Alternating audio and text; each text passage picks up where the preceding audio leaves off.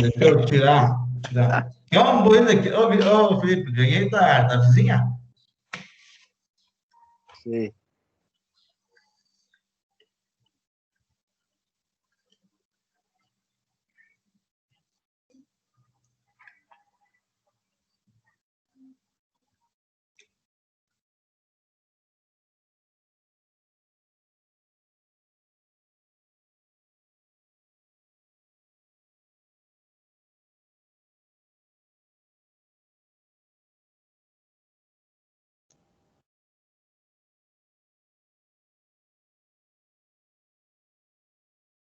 Bom, gente, boa tarde. Ó, a gente vai começar vendo aqui a parte de gerenciamento sobre tratamento de gases. Essa questão aqui é a parte de emissão de poluente, tá? Nas máquinas, a gente vai ver que foi um pouco mais tarde, a questão de máquina agrícola e máquina, no caso, fora de estrada, a gente vai estar vendo aqui. E aqui a gente vai falar algumas coisas breves aqui, depois chegou propriamente dito no que é o tratamento que é feito, por exemplo, nas máquinas. Daí a gente vai comentar, tá?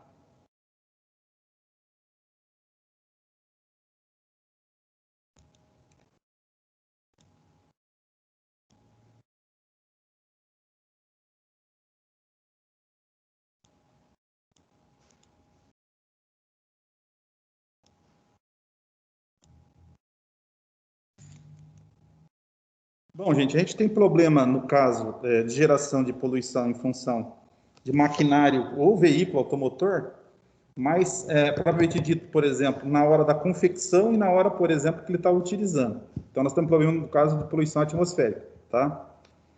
Poluição de água, se for usado, no caso, para fabricação, a gente vai ter alguma coisa disso. Contaminação de solo é menos, radioativo também é menos. E poluição sonora, fábrica gera ruído, mas no caso, dentro da fábrica não vai ter muito o que falar, tá?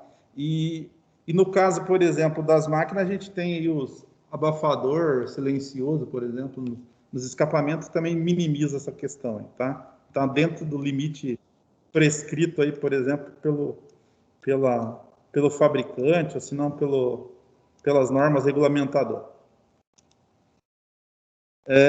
Aqui, gente, a gente tem, no caso aqui, a relação de composição, por exemplo. Na verdade, o nosso problema maior aqui é a percentual, a quantidade de oxigênio que a gente tem, no caso, disponível no meio do ar atmosférico. E a gente tem um problema aqui sério, que seria, no caso, a camada de ozônio. Então, nós vamos comentar aqui algumas coisas que vão ser mais superficial, para a gente, no caso, que não vai mais a título de vocês entenderem, né?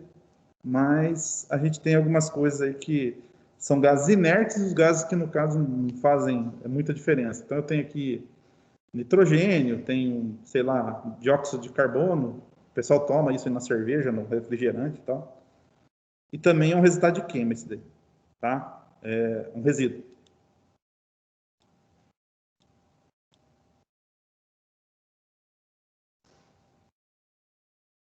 Então, tem aqui a parte de composição maior, a gente tem de nitrogênio. Um fator que vai levar, no caso, onde a gente quebra uma dessas moléculas, vai gerar aí um poluente que é significativo, por exemplo, na área de motor diesel, que é o óxido de nitrogênio, tá? Esse é problemático, é o que a gente vai ter que, no caso, estar estudando aqui para o pessoal estar corrigindo. E aí, existem alguns percentuais aqui, por exemplo,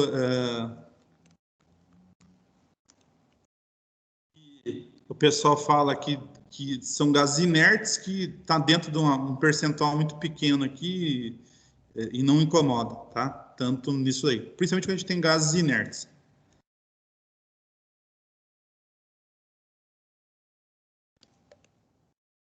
A gente tem aqui algumas coisas, por exemplo, a fonte de poluição. Fábrica, motores de combustão, é o grande problema nosso. Gás do sistema de ar-condicionado.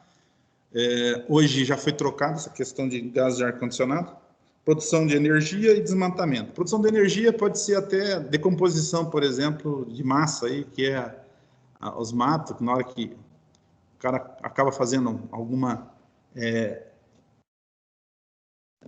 usina hidrelétrica, alguma coisa assim. E natural, vulcões, gases metanos emitidos pelos animais. Esse percentual aqui de gases metanos emitidos pelos gases pelos animais, teria que ser um negócio assim, monstruoso, gente. Pode ser que a gente tenha concentração onde tem muita criação de gado, na verdade, né? Mas não é um negócio assim, significativo. Tem muita gente que fala em relação, por exemplo, aqui, vulcões, que é uma coisa que tem algumas concentrações em alguns lugares, tem lugar que não tem, né? Mas aqui um problema assim, mais sério, a gente tem a questão de fábrica e problema, no caso, com os motores de combustão. A gente somando tudo, não só um motor só, ou só um motor na área agrícola, ou só um motor... Então, a gente soma todos eles, a gente vai ter aí esses percentuais muito altos. Poluentes primários, óxido de enxofre, tá? Ou dióxido de enxofre, que é emitido por vulcões em grande escala, industrial, e pelo tráfego de veículos motorizados. Então, a gente tem esse cara aqui. Composto abundante no carvão e petróleo. Após a combustão, grandes quantidades são expelidas na atmosfera e, em contato com o vapor da água, a atmosfera forma chuva ácida, então. Então, a gente tem aqui que causa problemas no aparelho respiratório. A asma, para quem tem problema, vai se agravar. Monóxido de carbono também é um resíduo que é derivado, no caso da queima, tá? Então, tem aqui, ó, ele é emitido em função da combustão incompleta, no caso do combustível. Então, tanto a gasolina, o diesel, o gás natural, carvão, madeira. Então, do modo geral, os comburentes aqui vão estar gerando alguma coisa em relação ao monóxido de carbono. Nas cidades, de 85% a 95% de todas as emissões de CO, geralmente são provenientes de escape, no caso de veículos motorizados. Aí vem aí qualquer tipo de veículo motorizado ou motores que a gente usa para trabalho também, né? Tem, sei lá, motor estacionário, motor de emergência, algumas coisas assim. Então, tem o pessoal utilizando para furadeira, para executar trabalho. Incêndios florestais, tá? No caso, também emite muito CO. E quando inalada, causa perda de capacidade, no caso do sangue, em trocar oxigênio, no caso aqui, problema do sistema cardiovascular e sistema nervoso. Tonturas, dores, então tem aqui algumas coisas que vai acontecer aí, no caso, se você tiver contato muito com esse tipo de gás, tá? Óxido de azoto, tá?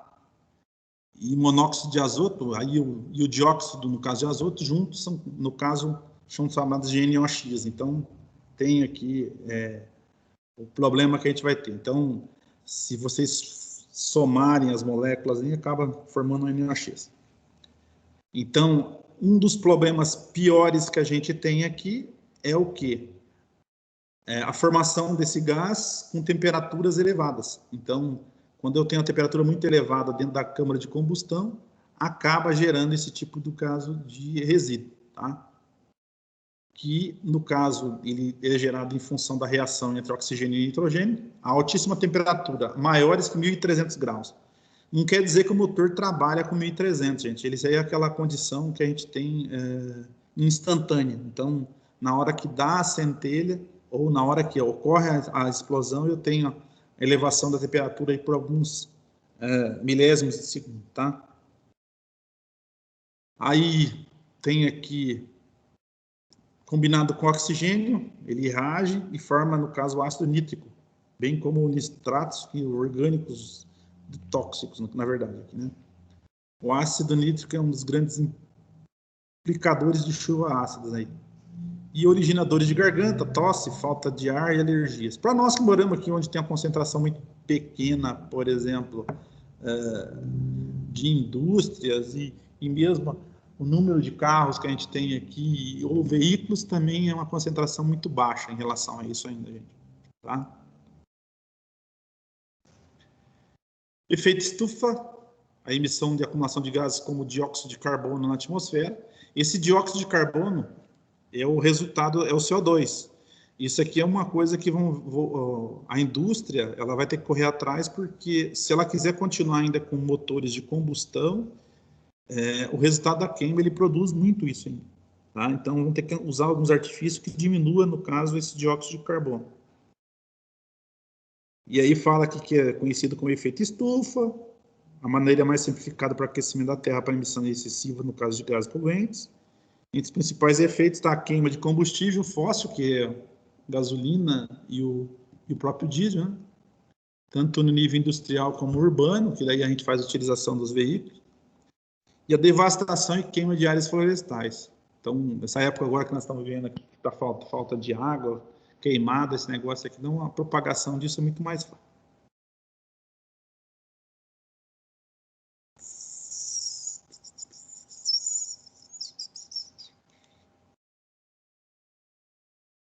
Radiação solar através da atmosfera, maior parte da radiação é absorvida pela superfície terrestre, provocando seu aquecimento.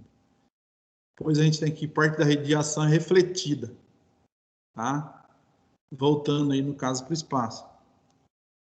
E a radiação infravermelho, o calor é refletida pela superfície, mas não regressa ao espaço, pois é refletida de novo e absorvida pela camada de gás de efeito estufa, que envolve o planeta. Efeito aquecimento da superfície terrestre. Então, nós temos aí perca de água, evaporação, diminuição da tamanho, no caso dos derretimento lá da escalota polar, aumento, no caso, do nível da água do mar. Então, tem algumas coisas assim. Os principais gases estufa aqui, então, nós temos o CO2, que é, tá? Dióxido de carbono. Aí ele está falando aqui que desde 1860 nós já jogamos ou lançamos na atmosfera aproximadamente 170 gigatoneladas de carbono na atmosfera. E a queima desse combustível fóssil, carvão, petróleo e gás gera anualmente mais ou menos em torno de 5,7, no caso aqui, gigatoneladas do carbono na atmosfera. A fotossíntese aqui representa cerca de 14% de absorção e o teor total de CO2 da atmosfera. Então, as plantas, né, gente? Faz aí a fotossíntese.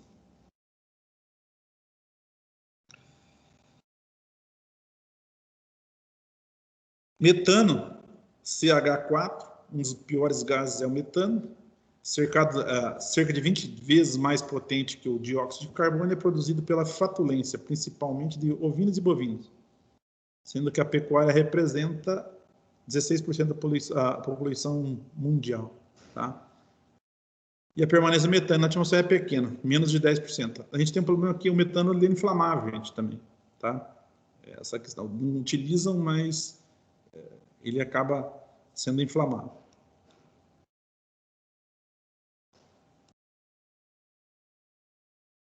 Óxido nitroso, tá aqui, N2O, é ainda mais potente que o metano e sua eficácia é cerca de 230 vezes superior ao dióxido de carbono. Tá? A grande possibilidade do óxido nitroso concorre para o aquecimento global, por ser um absorvente eficaz de radiação infravermelha e permanece muito tempo na atmosfera. A luz ultravioleta estratosfera destrói o óxido nitroso, porém, essa dissipação é bastante lenta, podendo demorar em torno de 150 anos. Aí vai quase 3 gerações, né, gente? Então, a gente mais polui do que a gente, no caso, acaba tratando. Aqui, as normas de emissões desde os anos 80, com crescente aumento das frotas de veículos, foi crescente a preocupação em reduzir o nível de emissão de gases emitidos por motores de combustão interna. Então, lá na década de 80, quando eles começaram com o Proálcool, não sei se vocês lembram, ou se é da época de vocês, ou ouviram falar, tá? Já existia essa preocupação com essa questão, no caso, de poluição. Então, um dos fatores que a gente teve lá atrás foi a aplicação, aí, no caso de outro tipo de combustível. O álcool era menos poluente que, no caso, os combustíveis fósseis, que na verdade é um combustível aí derivado de biomassa, né? E então o pessoal acabou investindo nessa questão. Se o Brasil tivesse continuado desde aquela época, a gente tinha, no caso, fontes de energia, no caso, muito mais viáveis e tivesse trabalhado muito mais em cima desse pró-álcool, a gente teria, no caso, condições aí de ter uma frota com combustíveis alternativos mais eficiente do que a gente tem hoje ainda, tá? Aqui, a gente tem aqui, ó, criada pelo Parlamento Europeu, a norma Euro, que rege os padrões de emissões para os veículos fabricados e comercializados nos países membros da União Europeia. Primeira norma Euro 1, que entrou em vigor em 1993, seguindo a 2 em 96, a 3 em 2000, a 4 em 2005, a 5 em 2009 e a 6 em 2014. E, apesar da europeia, a norma Euro é respeitada em vários países do mundo. É um fator para você ter, no caso, comércio exterior, gente, porque hoje o comércio não tem fronteiras. Para você estar vendendo equipamentos ou veículos ou máquina, isso aqui, ele tem que estar dentro dos padrões aí, no caso de emissões, tá? Então, ele traz aqui uma trajetória. O que nós estamos vivendo na atualidade hoje é o P7 aqui, ó, esse Proconv 7, Euro 5, e vai entrar o Euro 6 aqui em algumas linhas, tá? Em 2012, quando ele entrou aqui, nós não tivemos o Euro 4. O Brasil não tinha condição de produzir naquela época o diesel. Então, houve pulou do Euro 3 para o Euro 5 direto. Então, essa fase do Euro 4 que não existiu aqui no Brasil, tá? E aí, foi aumentando, no caso, essa preocupação e os níveis de emissão de gases emitidos pelos motores de combustão interna, e visando a necessidade de minimizar a emissão de poluentes, algumas normas foram criadas. Então, eu tenho a Euro, Proconv, TIR e Proconv MAR 1, tá? Aonde que está localizado o setor que vocês estão trabalhando hoje? A parte de maquinário agrícola ou maquinário fora de estrada? Ele está dentro aqui de TIR e Proconv MAR 1, tá? Que atende aí essas normas de emissões para veículos fora de estrada, seja ele na construção civil ou construção pesada, que o pessoal chama, e no caso agrícola.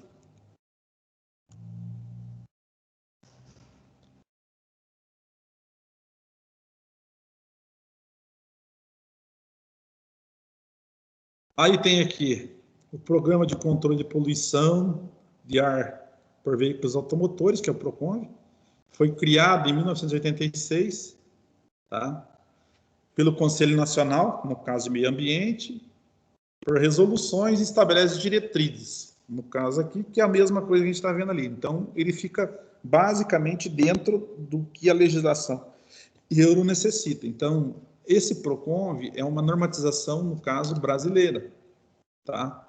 E ele tem que estar dentro, no caso, das normas que a gente estava vendo lá dentro, lá fora. Então, eu tenho aqui o P1, P2, P3, P4, P5, P6, P7.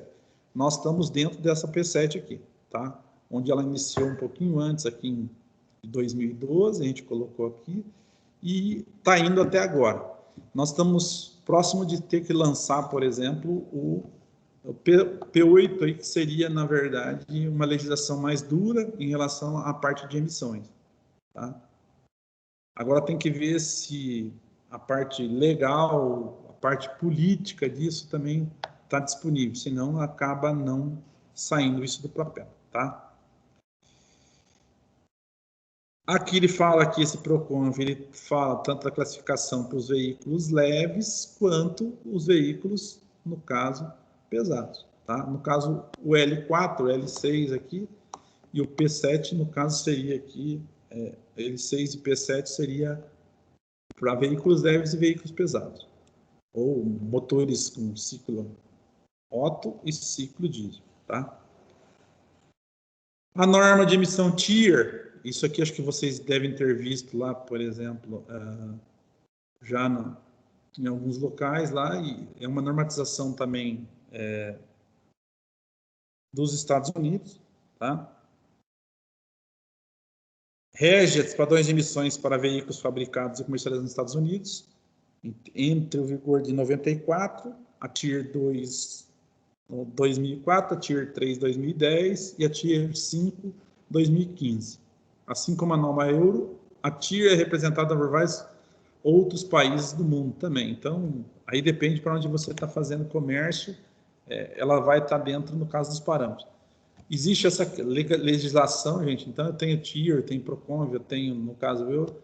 se vocês forem ver, é basicamente uma em cima da outra. Então, elas parecem, elas se adaptam, por exemplo, a cada país, tá?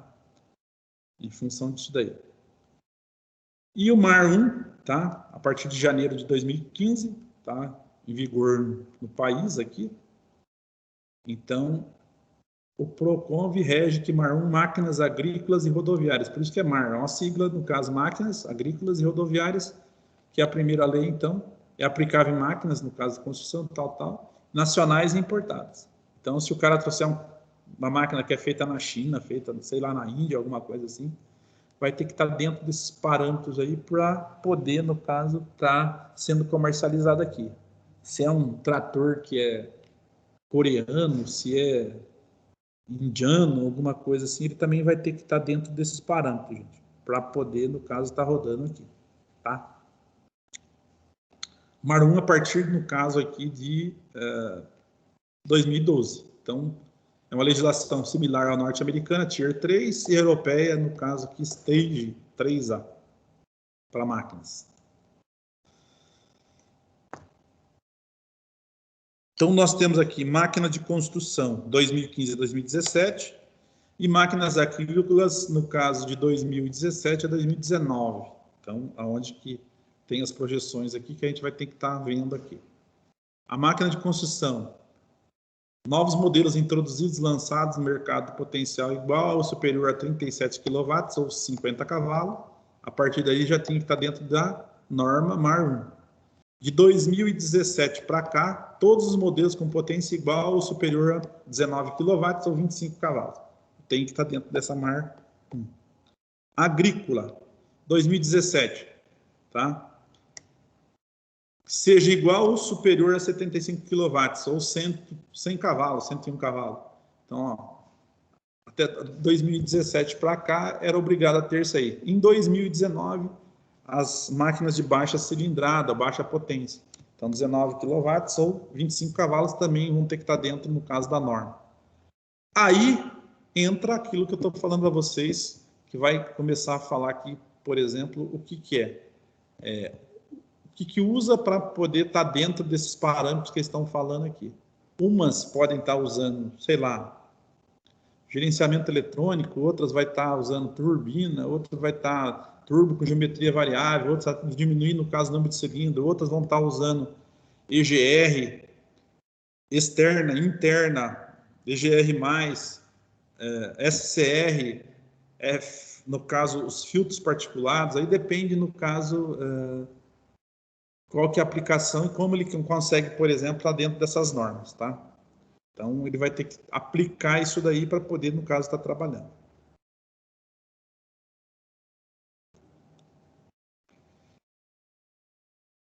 Tem aqui, ó, então eu tenho aqui, para ser atendidos os novos limites de emissão, as normas Euro 5, Tier 3, P7 e MAR 1, exige, além das modificações dos motores, a utilização de diesel com teor de enxofre reduzido. Então, nós tínhamos aqui o S50, início de produção do S500, então eu tinha aqui em torno de 2009 até 2012. Depois a gente teve aqui a introdução, começo de 2012, começo de 2012 até meados, por exemplo, aqui de 2013, chegando em 2014, a morte, no caso do diesel S1800, substituído pelo S500, tá? E aí a gente tem aqui a disponibilidade do diesel S10 e início de produção, tá, do S50. Então eu tenho aqui a partir de 2014, quando foi lançada a Euro 5. Vocês podem ver aqui, ó, eu tenho aqui o Euro 3, pulou direto para o Euro 4, para o Euro 5, na verdade, não existiu o Euro 4, tá? Estamos dentro, no caso, desse padrão P7 aqui, que é o Euro 3 e Euro 5. Dentro dos veículos leves, nós temos aqui a L5 e a L6. Tá? Pesados, a gente tem aqui P6 e o P7, tá? PROCONV 6 e 7. E Tier 3 e Tier 4. E ambos, desde 2012, aqui, as maquinárias já estão dentro aí, no caso, da legislação para MAR 1. Tá? Então, as máquinas agrícolas, igual a gente vocês estão trabalhando aí, já estão desde 2012 dentro da legislação, conforme, no caso, a potência que a gente tinha de máquina. Tá? Então, por isso que vocês viram aí algumas transformações em 2019, quando vocês começaram a mexer, que alguns modelos menores começaram a chegar com sistema de gerenciamento eletrônico também, não jamais com sistema mecânico.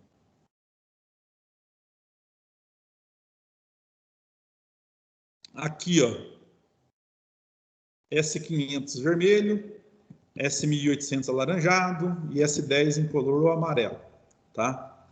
Vale lembrar para vocês, gente, que toma cuidado aqui, porque não dá, por exemplo, se eu pegar um equipamento que usa hoje S10, querer usar um S1800, 1500.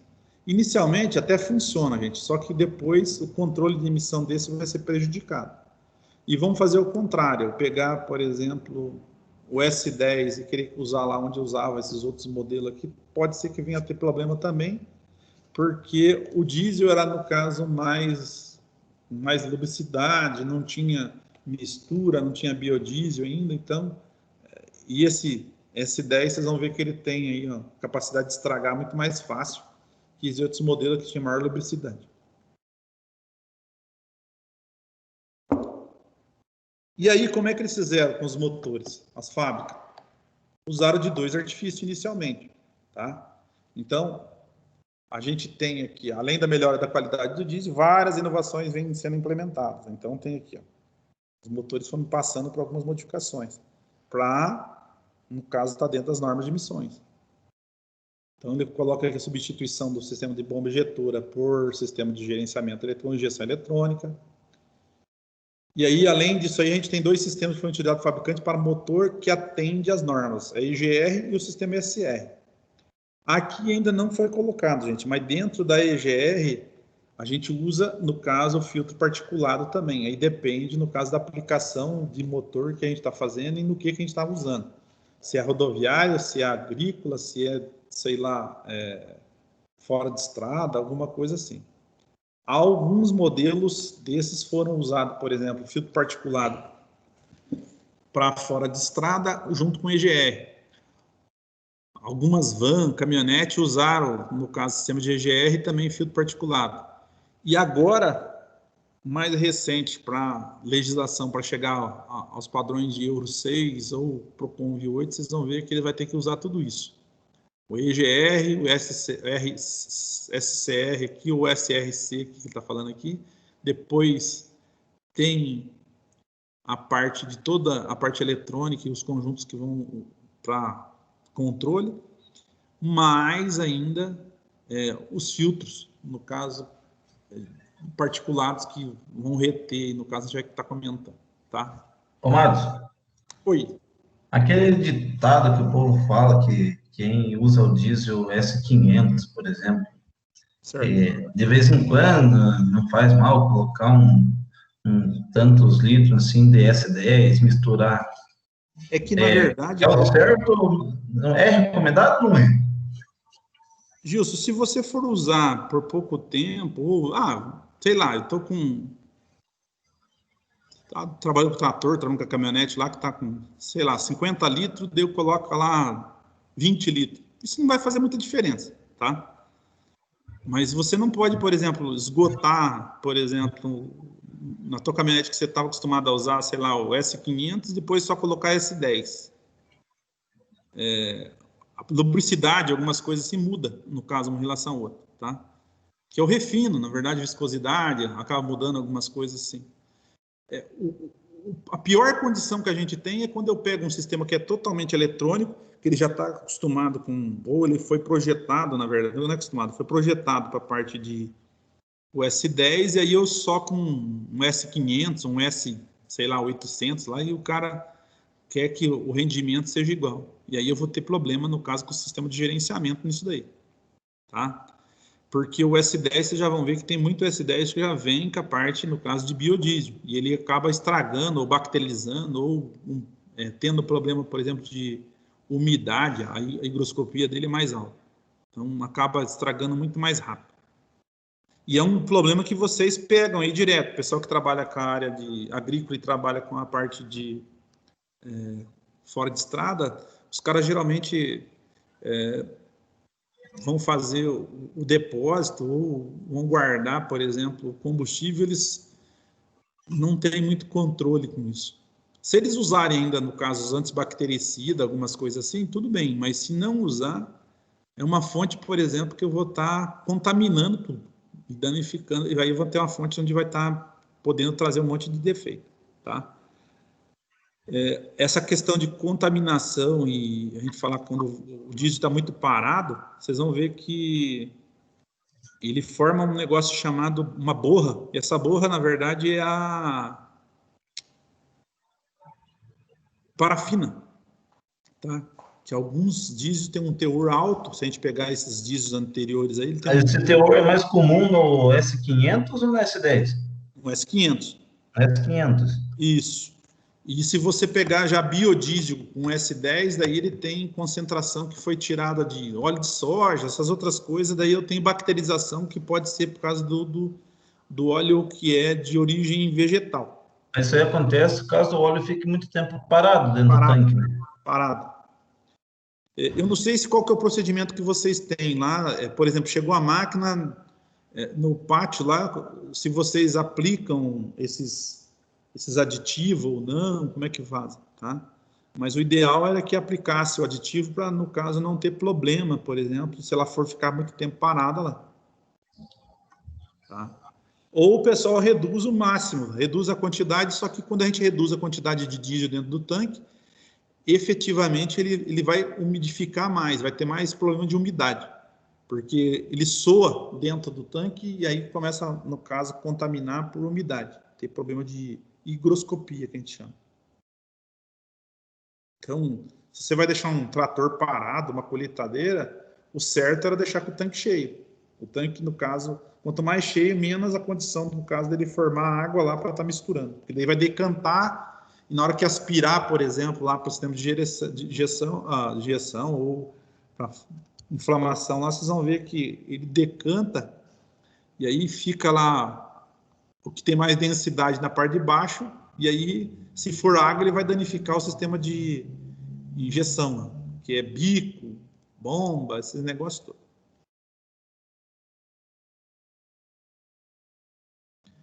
Aqui, gente, ó, existe um negócio interessante. O que é esse EGR? Nós temos dois tipos de EGR.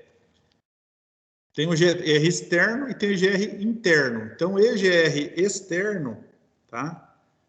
E o EGR interno, que é chamado de IEGR, tá? Vocês vão ver que ele tem aqui uma diferença assim substancial. O sistema EGR externo, ele tem que ter controle eletrônico para poder estar acionando e trabalhando todo esse conjunto. Já quando eu trabalho com o sistema de EGR interno, o próprio funcionamento do motor e as peças que fazem parte do motor, ele vai estar fazendo isso. E qual que seria o objetivo principal de EGR? O sistema principal, a função principal desse sistema aqui é diminuir a temperatura dentro da câmara de combustão. Mas, professor, como é que ele faz isso? Ele vai pegar gases queimados do escapamento, vai passar por um sistema de refrigeração do sistema externo e vai jogar isso dentro da câmara. Como aquele gás já foi queimado, ele não vai queimar de volta. Então, ele vai ser, a função dele é só para diminuir a temperatura. Na hora que então, você está jogando um gás que é mais frio que o índice que está lá dentro. Então, consequentemente, quando eu faço isso, eu diminuo a temperatura interna e quando eu diminuo a temperatura interna, eu diminuo a emissão de NOx. Porque um dos fatores que a gente viu ali, que é quando a gente, no caso, quanto que emite mais NOx? Quando eu tenho temperaturas acima de 1.300 graus. E quando eu consigo reduzir isso, só um minuto, a gente consegue diminuir essa questão. Pode falar. Mas daí, tipo, ele vai retornar de volta para as câmeras, né? Certo. Mas na hora da compressão ali, então, no momento da explosão, ele não vai queimar de novo. Não, porque... Mas daí vai ser injetado outro ar junto. Na verdade, você aspirou um ar e na hora que você for dar a injeção, ele abre, no caso, uma quantidade para entrar junto com a temperatura mais baixa. Que então a finalidade é diminuir essa temperatura de dentro. Oi? Não seria a mesma quantidade que sai, ele volta uma porcentagem Não, só. porcentagem só, é menos. Ele tem um dosador, na verdade, né? Uhum. Que não adianta, por exemplo, eu pegar tudo aquilo que queimou e voltar e ficar jogando lá dentro. Então, ele vai pegar uma pequena quantidade e vai dar um retorno. No sistema IEGR, vocês vão ver que é diferente. Ele vai abrir uma válvula e a válvula vai aspirar, no caso, um ar, no caso, mais frio, por o sistema IEGR, e ele não tem regulagem. E esse sistema ele é acionado pelo comando de válvula. Tá? Vocês vão ver ali para frente.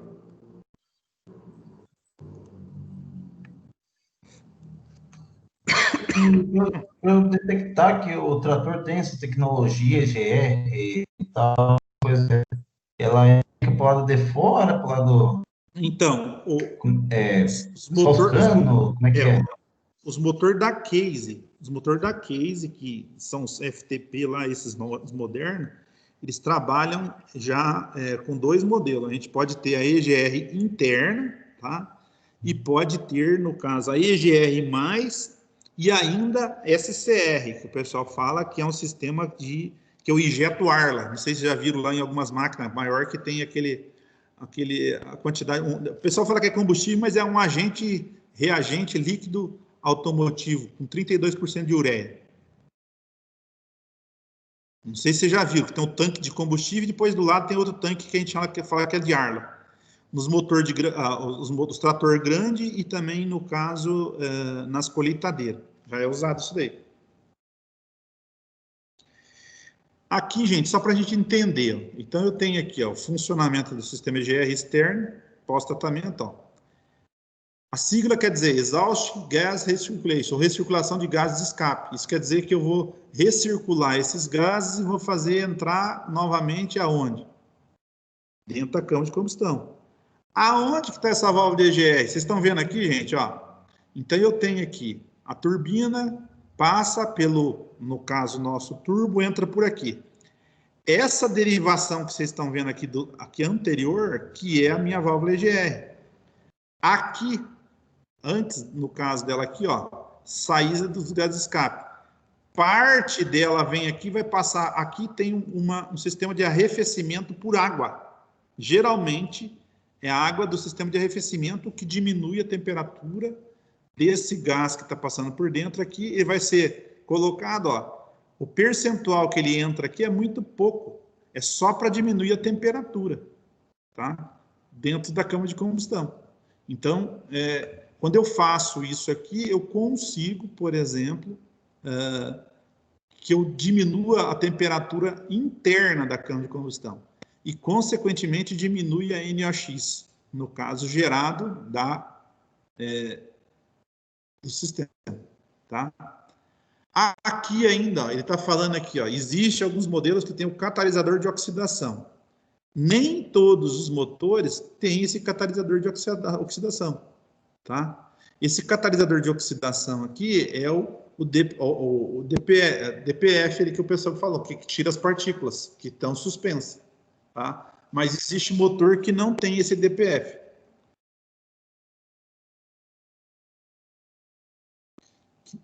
Que na verdade, aí ele trabalha só com a EGR aqui e já faz essa função, tá? Aí depende, no caso, muito. Nós vamos falar aqui, eu tenho alguma coisa, por exemplo, da linha, os motores da FTP, que ele usa um sistema de EGR interna e, no caso, EGR interna e IGR interna mais, que daí usa um sistema de turbo, isso e aquilo, que vai estar todo proporcional aí para estar ajudando essa situação, tá? Aqui, ó, essa válvula EGR, ela tem um controle eletronicamente de nível de recirculação dos gases de exaustão. Isso quer dizer, ela vai ficar controlando através do circuito eletrônico. Então, quando for necessário, ela abre, fecha, e depende, no caso, a quantidade lá que tem que entrar para estar diminuindo. É como se ela estivesse monitorando a quantidade de NOx que está saindo no escapamento, tá?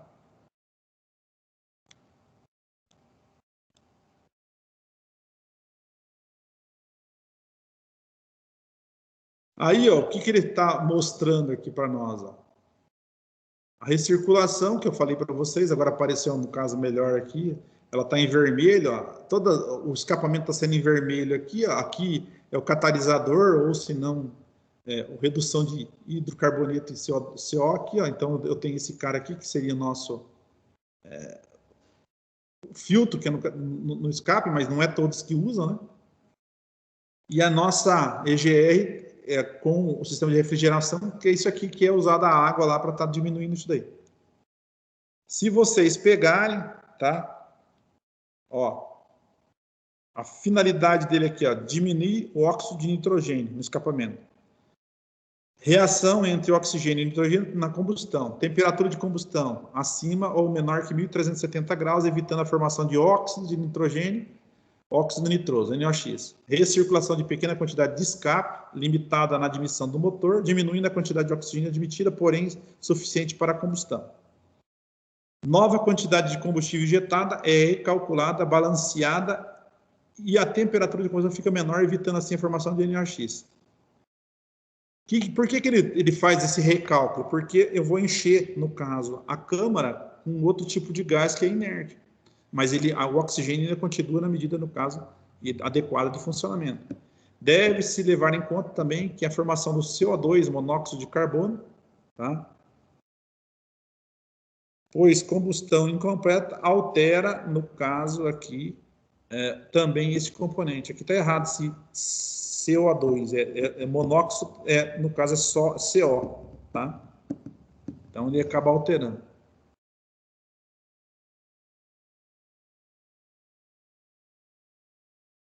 Aqui a gente tem os prós e os contras em relação a isso. Ó. Prós, não requer uso de aditivo, isso quer dizer que eu não preciso usar ar. Baixa incidência no aumento do peso, não alterei peso no caso do trator, da máquina, o que for. E facilidade de instalação do pacote de pós-tratamento no veículo, ocupa menos espaço no chassi. E contra, alta sensibilidade à variação de qualidade de combustível. Então, se eu tiver que usar S10 ou usar um diesel que não seja, por exemplo, contaminado, ou se não aqui batizado, alguma coisa assim, tá? Ele vai ter problemas. Exige sistema de arrefecimento de alta capacidade, isso quer dizer, o sistema de dissipação de calor muito mais eficiente. E alta complexidade no projeto básico do motor. Então, ele precisa fazer alteração, no caso, ter a EGR, sistema de arrefecimento e válvulas. Tá? É um dos exemplos aqui, se a gente, no caso, estiver trabalhando com a IEGR. A IEGR, então, está mostrando aqui o quê? Aqui não está aparecendo para vocês, mas ele tem uma alteração no lóbulo, ou no acionamento aqui no caso do comando. Então, eu tenho aqui, ó, esse tipo de EGR não possui qualquer controle eletrônico, o sistema é mecânico e está sempre ativo. Isso quer dizer que ele sempre está funcionando. Sua configuração não necessita de peças adicionais, como válvula de controle, tubulações, trocador de calor e, portanto, a configuração do motor permanece inalterada. Então, diminui aí custo. A New Holland e, no caso, a ACO, tá? Que fabrica Emace e Valtra, eles usam esse sistema de IEGR, tá? Que diminui custo em relação, por exemplo, a de ter uma IEGR externa no motor que é propriamente agrícola. Aqui sim, aparece para vocês aqui o que é o lóbulo do sistema IEGR. Então, eu tenho o lóbulo principal aqui do comando de admissão, e aí eu tenho um lóbulo, no caso aqui, separado, tá? Do sistema IEGR. O que é o lóbulo? O lóbulo, na verdade, é o ressalto. Então, eu tenho um ressalto, por exemplo, para o sistema IEGR e um ressalto para o sistema de admissão. Tá? O que ele faz aqui? Ó? Ele faz uma pequena abertura e depois abertura total. Para que ele faz isso? Para uma entrada adicional dentro, no caso da câmara, na hora da explosão. Então, aqui, ó, além do lóbulo principal, no plano de admissão, existe um lóbulo adicional em relação à configuração da EGR. Tem aqui o seguinte, ó, durante a fase de descarga do cilindro, esse lóbulo permite uma breve abertura antecipada da válvula de admissão e, dessa forma, uma parte dos gases de descarga fica presa na galeria de admissão. E, sucessivamente, durante a fase de admissão do cilindro, esse gás é readmitido. Isso quer dizer, ele vai puxar esse gás e vai, no caso, diminuir a temperatura interna. Tá?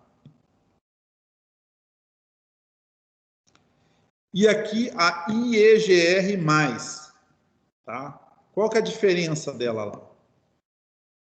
Ela, além de ter o logo extra no comando, a válvula do comando de válvula, o motor tem uma nova configuração de turbocompressor, pistão e calibração do módulo do motor. Então eu tenho aqui, o que aumentou aqui? O comando é o normal, já com a IGR, eu tenho um turbo diferenciado, que pode ser um turbo com geometria variável, o pistão e a calibração do módulo, no caso do sistema eletrônico, tá? Para estar atendendo aí essa legislação. Aqui, os motores FTP, ou FPT aqui, ó. Fiat Powertrain, tá? Então, a gente tem aqui, com o IEGR, tem os gases de escape refrigerado, mesmo não tendo um trocador de calor, tá? Isso porque o intercooler é retrabalhado para uma melhor eficiência, assim o ar entra mais frio no coletor de emissão, resfriando também os gases da IGR.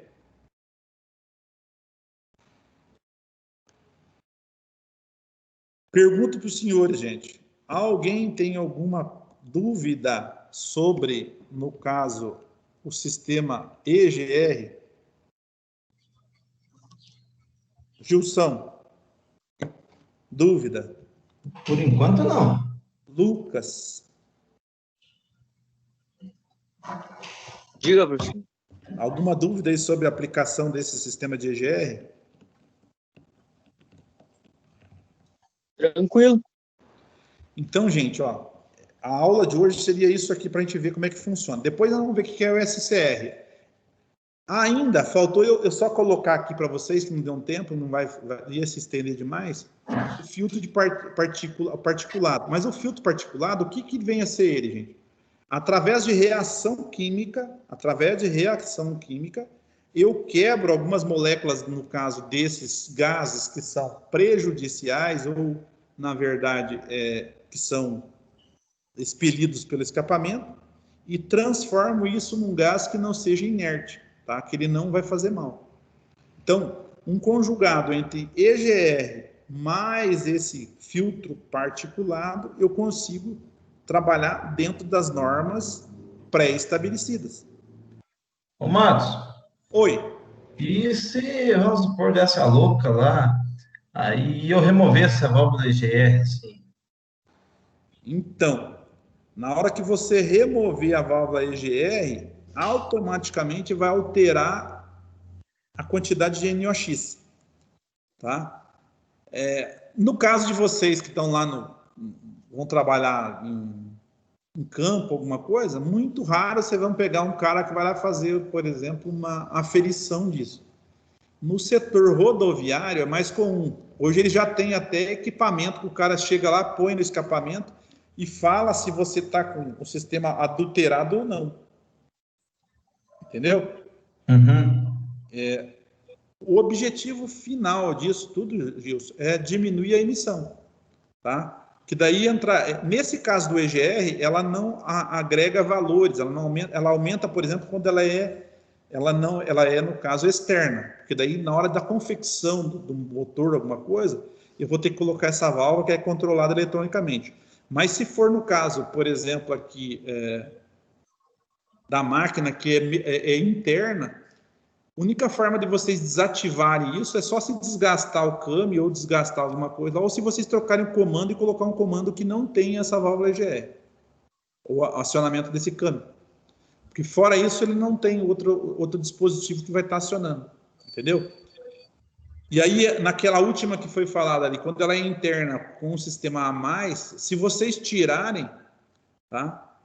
Eu vou ter problema de configuração de software, porque o software já foi programado para aquilo. Se você querer lá tirar e alterar isso daí, vai alterar todo o funcionamento no caso do motor.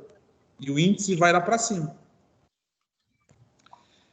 Diferente disso tudo que nós estamos falando aqui, na hora que eu tiver um motor grande lá, de uma colheitadeira ou de um trator lá de 6 cilindros, um trator de grande capacidade, que tiver o SCR, vocês vão agregar valor lá, porque na hora que vocês forem abastecer o combustível, vocês vão ter que colocar o ar lá também.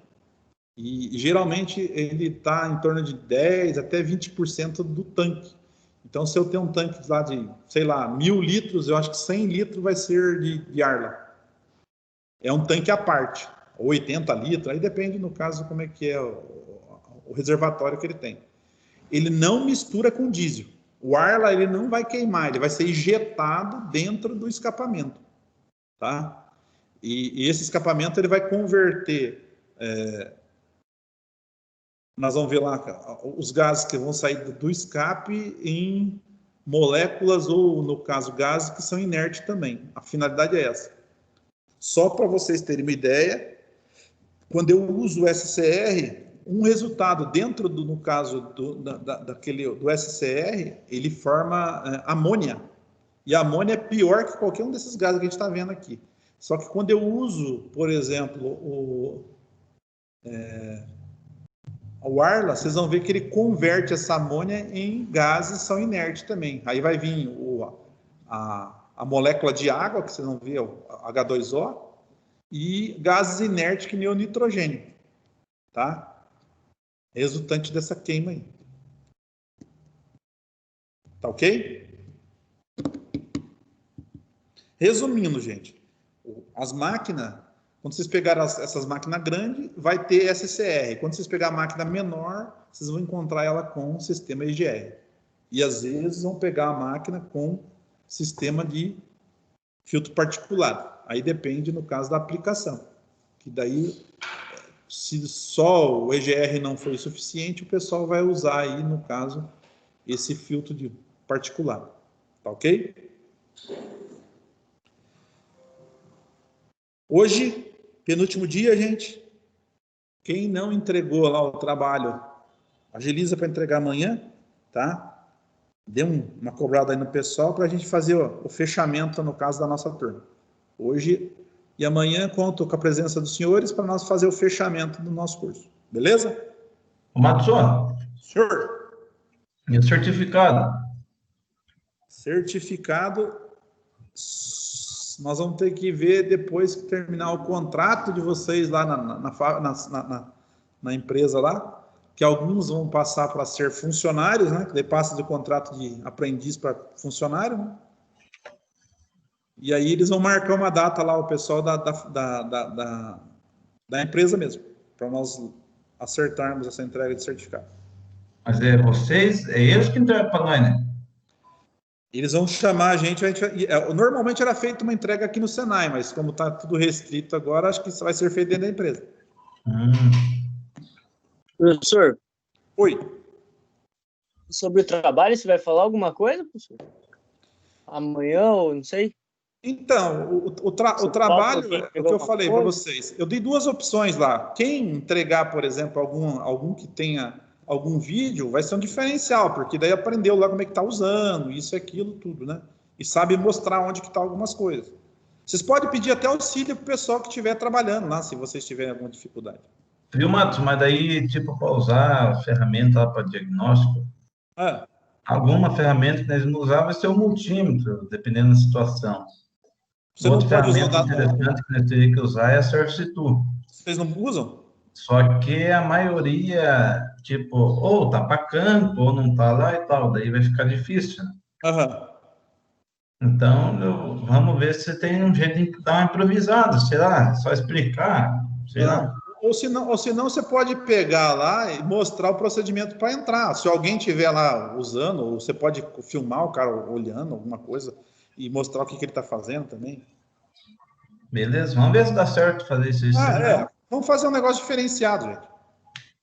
É para vocês entenderem como é que usa, porque a ferramenta, ela é interativa, ela vai mostrar lá onde vocês vão ter que colocar. Tem umas que mostra até no painel lá onde que vai ser introduzido, por exemplo, na máquina, qual chicote que vai ser usado, qual que é o conector, tá? Ou você vai buscar lá qual a máquina que você está utilizando, qual que é a potência, se é máquina, se é um trator, se é uma colheitadeira, se é um pulverizador, então... E se for, no caso, para aplicação em diversas máquinas ou áreas, por exemplo, tem como selecionar se é, por exemplo, da Case, se é da New Holland, tá? Ou que estão vinculados a alguma outra marca.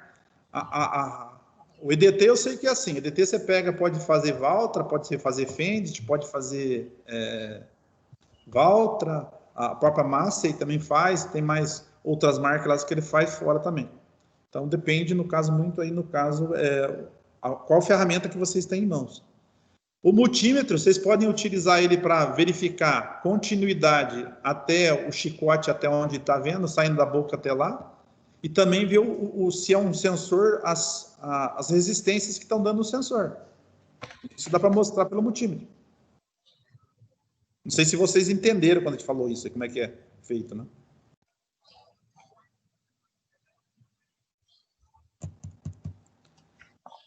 Tá ok? Beleza? Dúvida? Não. Beleza. O Jim, entendeu lá, Jim?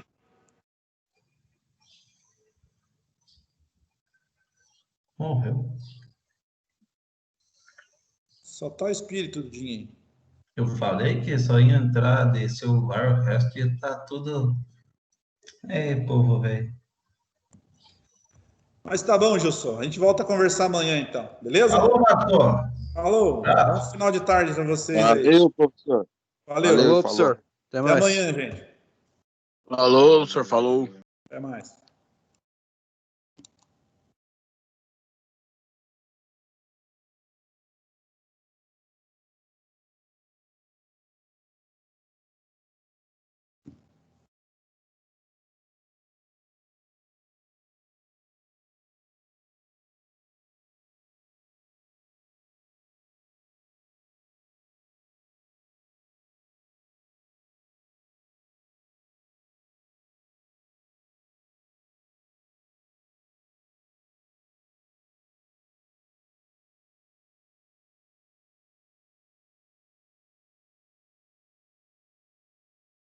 Esmalo.